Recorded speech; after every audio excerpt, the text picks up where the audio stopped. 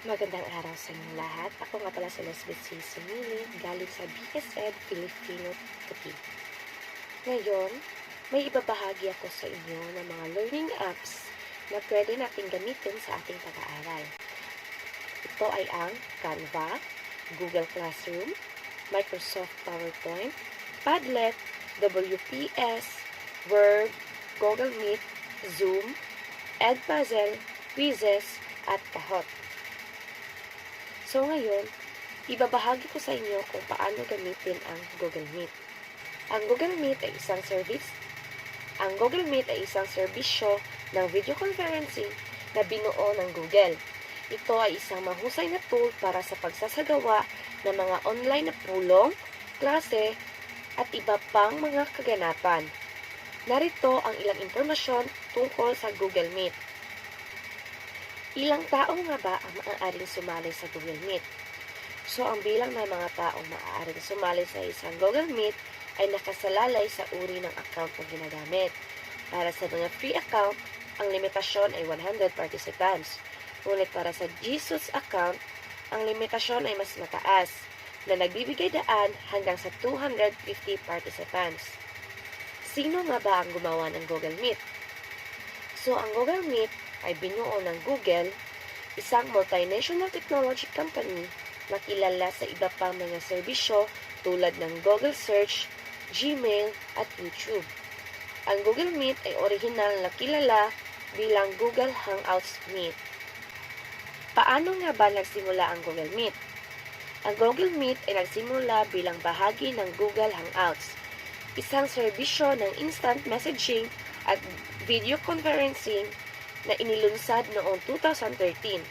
Noong 2019, pinaghiwalay ng Google ang Hangouts sa dalawang magkahiwalay na serbisyo, Google Chat at ang Google Meet.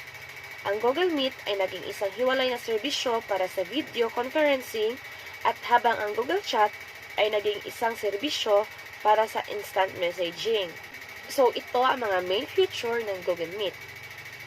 Una, madali itong gamitin.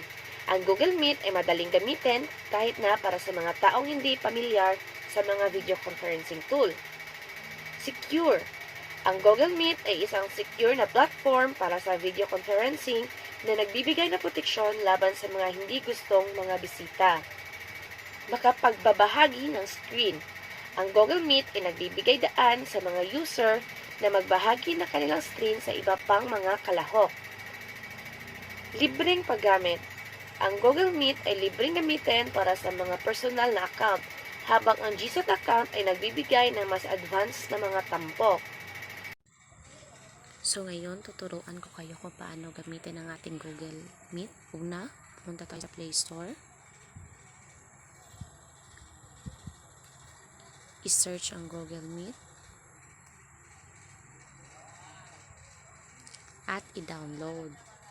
So naka-download na ako. Puntahan natin yung apps. Pindutin ang iyong account. Get it now.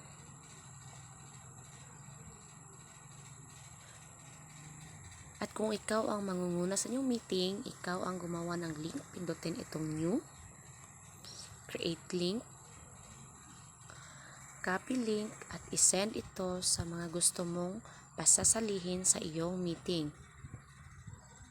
Kung ikaw naman yung makikisali lang sa meeting, pindutin mo lang itong code, ilagay dito ang link, at pindutin ang join.